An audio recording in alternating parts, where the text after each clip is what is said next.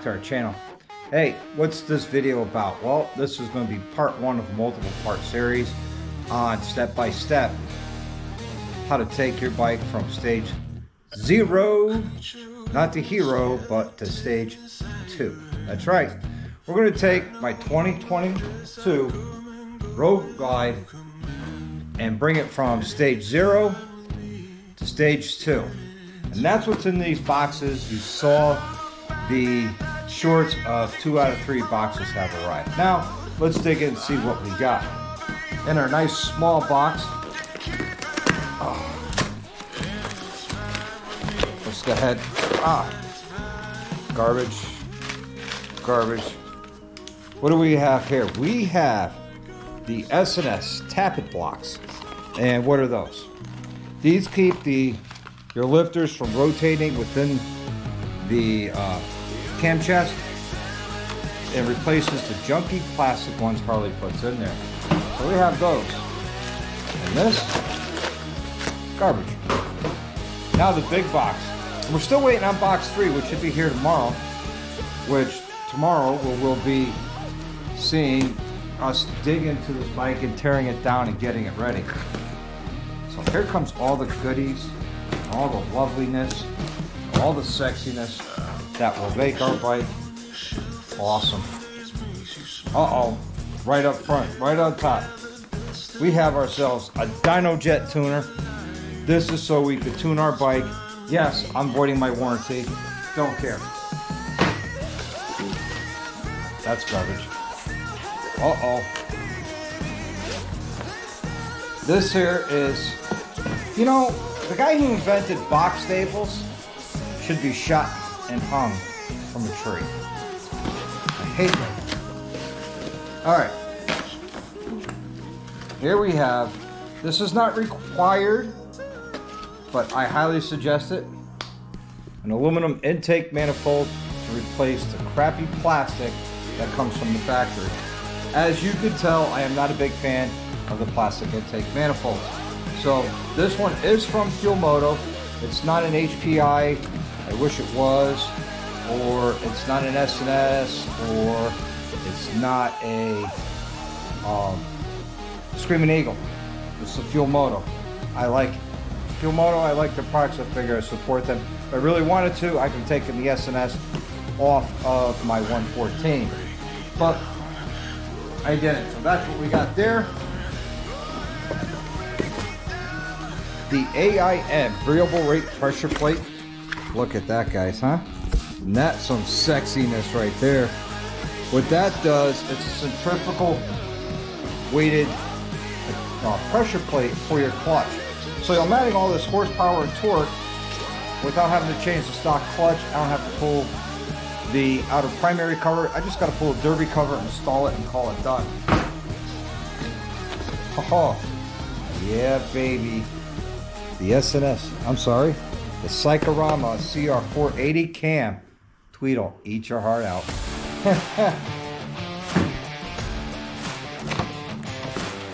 Some 5.5 gram injectors, going to get rid of the 4.3 gram that comes from the factory. If that's what they are, I honestly don't know. We have ourselves the S&S cam chain tensioner. Boy, Woods Performance Night Power Platinum. These should be my, look at those lifters, huh? Aren't these pretty? You will never see these, I'll never see these again. Ooh, these are some great lifters. I've always had good luck with them. I highly recommend the Woods lifters over any others, to be honest with you. Big S&S box in a box, nesting box. Oh, thank you. Let's open this one. Who gave me a knife? Don't they know I'm irresponsible and traveling? You're not running with scissors. Yeah, not yet. That's why I get the blunted scissors. The painting shears. Ooh, baby, pretty. Oh yeah. S&S, baby, proven performance. Let's take a look at this one. Oh, that's the oil pump. Isn't that pretty? Is it really blue? Yeah, that is blue. That's the S&S signature for the cam plates and oil pump. It's blue. S&S is their color. Blue is S&S's color. So all their stuff comes anodized in blue. Screaming Eagle is orange, and fueling would be red. Yeah, red. I like the S&S products. I've installed fueling, I've installed Screaming Eagle, and I've installed plenty of S&S. Personally, my own personal opinion, people are going to have various opinions. I like the S&S products. I really do. I think they're superior, and again, that's just me. So this is the cam plate. Woo. And this is what I like about the S&S cam plate. One, it's less expensive than the fueling. It's more expensive than Screaming Eagle. But what I like about it is they have the brass bushings here. And inside the brass bushings, I don't know if you can see that, there is a oil channel for your camshaft and your pinion shaft. So it's not steel on aluminum, it's steel on brass with an oiling channel. That's a number. Yeah, that's your torque sequence. So when you put in, you torque it down, you have your sequence already here. And then you have the A, B, C, and D. That's for torquing the oil pump. Which you guys will see me install this and go over how to center your oil pump and everything in a later video. That's it for me for tonight, guys. Within a second, not for me, but tomorrow we're going to dig into this bike. We're going to tear it down. We're going to pull it apart, and then the next video will be putting in the cam bearing, putting in, oh wait a minute, did they give me a cam bearing? Let's find out. No cam bearing, but hold on guys. Guess what I got over here?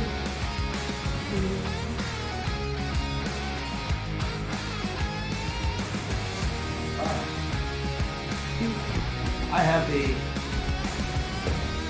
Kato cam bearing, which is our coil. So we have that. I'm going to show you how to replace that, remove and install that bearing. And over here, what air cleaner am I using? You guys remember this? This was on Project Spaceball. I'm going to be using this on this bike. It's because I'm staying 55 millimeter. And I had a whole lot of parts done at powder coating from JRD Restorations that are going to go and replace black and red parts on the motor. And of course I have all of our gaskets ready to go. And all of this, guys, is all about staying organized. All right, we'll see you soon when we're taking off the tank and tearing into it. All right, everybody, welcome to Monday. Yep, you just saw the first part of this video where we're talking about what we're doing. And I got busy, took all the boring stuff off because you guys don't need to see that. Took what I take off. I took the seat off, I took the bags off, I took the tank off, I took the mufflers off, and I took the heat shields off to the exhaust and removed the heat deflectors, or the mid-frame heat deflectors, and this is where we're at. I also removed the air cleaner. So this video today is all about tearing the bike down, and we're going to do it together, and I'm going to show you, you know, what you need to do to tear it down and put it back together. Now, also, with that being said, we need to brain fart, jack up the bike, put it in 6th gear so we can rotate the engine around so we can get the pressure off and rock our arms. And once that's done, then, you know, we can take the rocker arms. Once you have the rocker boxes off, take the rocker arms off, pull the lower push rod tubes, the push rods, the tappet blocks, so on and so on, going down. All right, so here we are. The heat shields are off, and they're just, you know, regular clamps. Here's your catalytic converter, and I'm not reusing this head pipe. So this has to come off. We got 2 bolts up here that have to come off, 2 nuts up here that have to come off, and a bolt down here. Let me see if I can get to it. Right there has to come out, and then we're going to disconnect our 2 O2 sensors, which is one right here, one right here. We're going to cut these zip ties. We're going to pull them through because they come off with the pipe. A lot of people say, yeah, just untwist them and you'll be fine. You just put the counter twist in, put it back in. But my experience is that you end up ruining your O2 sensors, and they're not cheap. They're like $80 to $100 a piece. All right, guys, I got the exhaust off, as you can see. This is a 1/2-inch nut. That's a 1/2-inch nut, and your flanges are 1/2 inch. Now we're going to do our throttle body. Real simple. There's a little lock here. You just pull that back just like that. You'll hear it snap. And then right in here, you got to feel for it. A little push, and then that pulls out. And that is your throttle body actuator plug. That comes off. Now we got these 3 bolts here. Normally you don't have to take this off, but since I'm changing the intake manifold, I'm going to take it off. These are, believe it or not, a 5mm. There's one down in here. And I'm going to get the gun on this because it makes my life so much easier.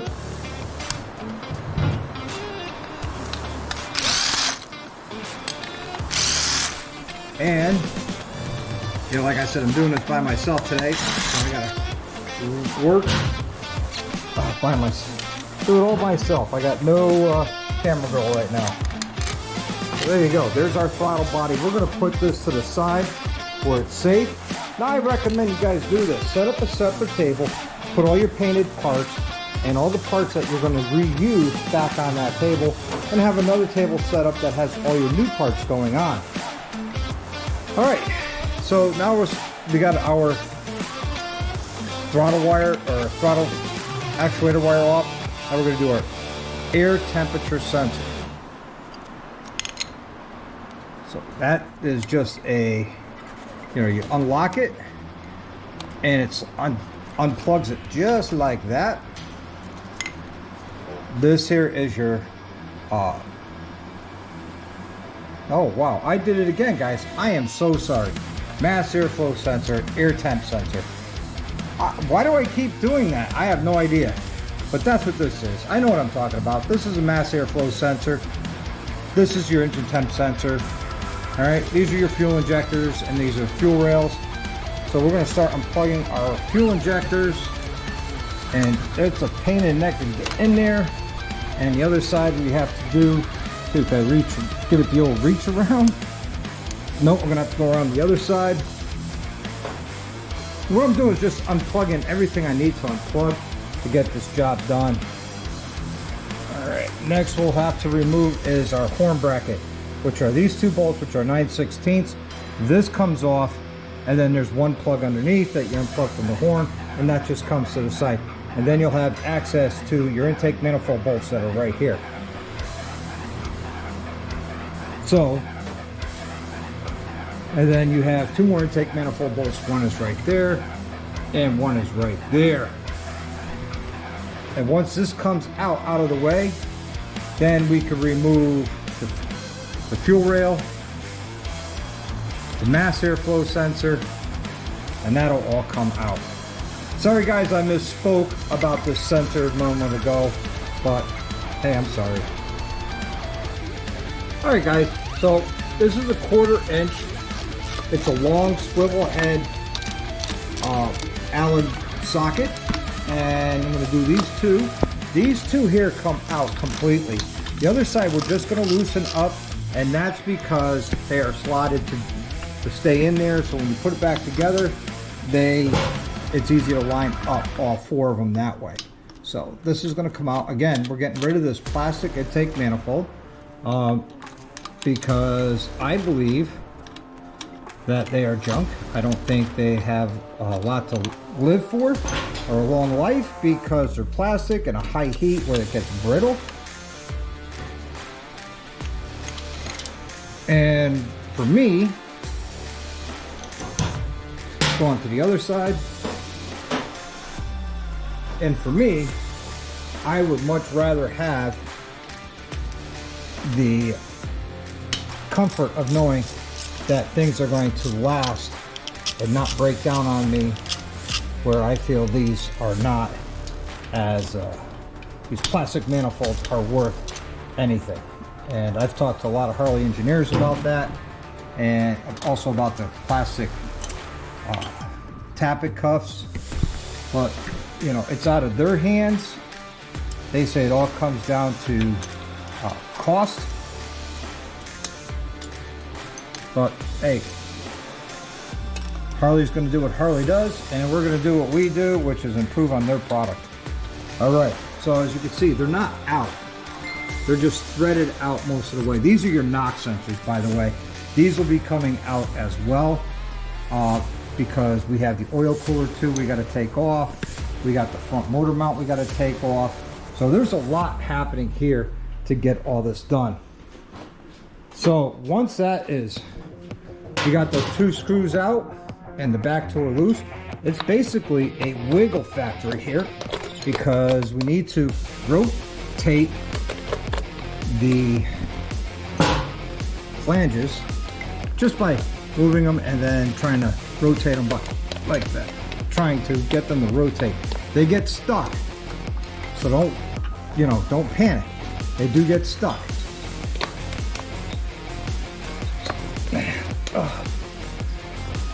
Once this all comes free, then let me get a little pry bar on that.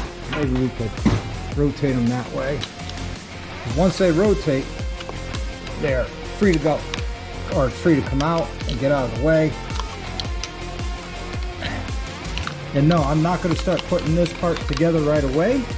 I'm going to wait until the cam and everything is in. I'm ready to install that new manifold.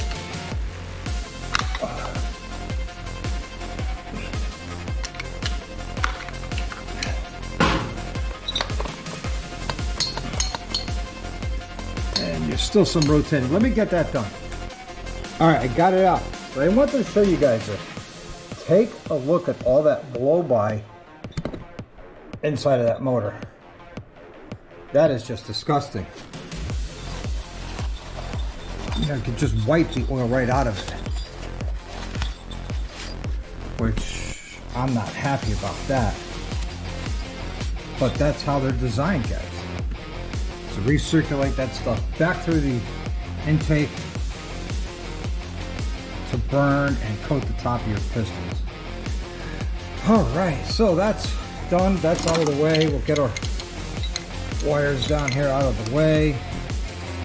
Again, we got to get this oil cooler one out, but before we do that, we got to take our engine mount out. We have to disconnect this here. These are 2 3/8 screws on either side. The front head is more of a pain in the neck than the back, but it can be done. It will make a mess, and then getting to all these, forward head is easier to do than the back, because you got 2 screws in here that are a pain. These 2 are a pain. That one's not bad,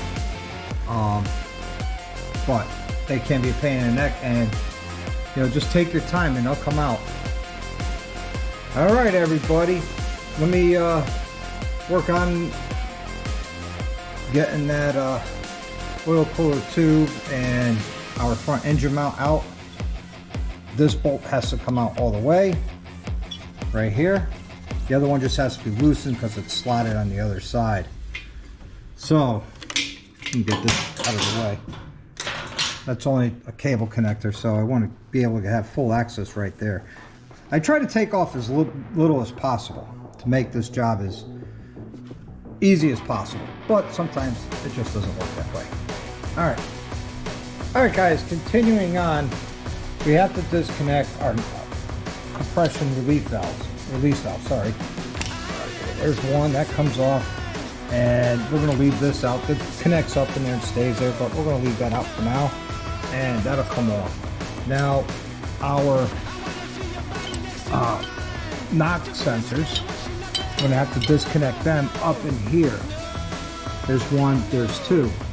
You can either disconnect them there, or you can unbolt them from here and here, and those are a 1/4 inch Allen. But the problem is there isn't a proper way to torque these up so they work properly. They have to be sitting up against the head, and you'll have to deal with them flopping around. Or if you just unplug them, just let them hang down and they're out of the way, you don't have to worry about it. Alright, and once that's done, then I can start working on my engine mount up here and down here. And then I can work on the oil cooler lines that go from the forward head, front oil cooler, to back head, and back into the oil pan. And once all that's done, then I can start removing my upper rocker boxes, my rocker arms, the crankcase breathers, push rod tubes, and then everything else on the other side. And when you're doing these, you're going to have to, you know, work both sides of the bike at the same time. So try and get everything done you can when you can. All right, let me get this going, and we'll get back to it. All right, I got the oil cooler manifold off, or the oil cooler lines, as you will. If you look right, let me go around the other side, you can see it better. There's a bit of a struggle. It comes out this side, the back first, and then you work the front out. But it bolts up right in here. This connects to it. It comes up over the rocker boxes, and then bolts right up here in the forward head, and there's a line that connects to that as well. You will make a mess, as you can see from the rags I put down. You will make a mess. You know, the bike's going to have to get a bath after this. Okay, front motor mount is done. The oil cooler lines are done. What's next? The upper rocker boxes, and then the rocker arms. Also, I got to take out the spark plugs, jack it up, put it in the 6th gear, and this is all the pain in the neck stuff. But as you can see, I did leave the knock sensors installed. I did not remove them. All I did was unplug them from the wiring harness, which is right here and here. And these are your compression relief valves. All right. So we're moving right along here, and we're going to get everything done. So without further ado, let me clean up my lift here, get these rocker boxes off, which there are 10 bolts and they're 7/16. Okay, everybody, I got the rocker boxes off, got the rocker arms off, got the push rods out, push rod tubes, tappet blocks off, and our cam cover right here. Now, this is the most critical, to me, one of the most critical things to do is right here, these 2 bolts. The reason why I say that is that that's a 3/8. I'm gonna grab a 3/8. Is those tend to get over Loctite or thread locker right from Harley Davidson, and I've seen them snap. I've had one snap on me, and here is the most critical part right here, is when you go to break it free. See how easy that turned? That was good. Now, oh, and that one too. So that's a good thing, right? But I tell you, I sweat every time I take these tappet cups off. Are they going to snap on me? Are they not going to snap on me? The one I had that was snapped, that came off of a 2019 Road Glide special. That was my old Road Glide. And we're not going to reuse these tappet cups because they're plastic, and I don't believe that plastic belongs inside a motor. Oh, see, this one's a little tight. I'm actually going to go slower and get this thing out. All right, let me get this off, and then we'll pull the lifters out together. We'll take a look at what the lifters look like after 10,000 miles, because people said you got to replace them every 10,000 miles, and I'm like, nah, that's not what I've seen. But we'll take a look at these. Let me get these done, and we'll pull the lifters. Hey, let's pull these lifters out. I don't need the magnet for this one. Oh, that looks really good. Very minimum wear. The roller feels good. All right, that's one. Let's try this one. This is all the forward head, guys.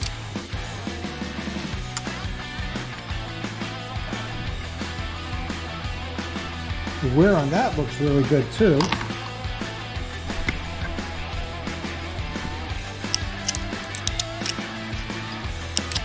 So let's see. That's arguing with me.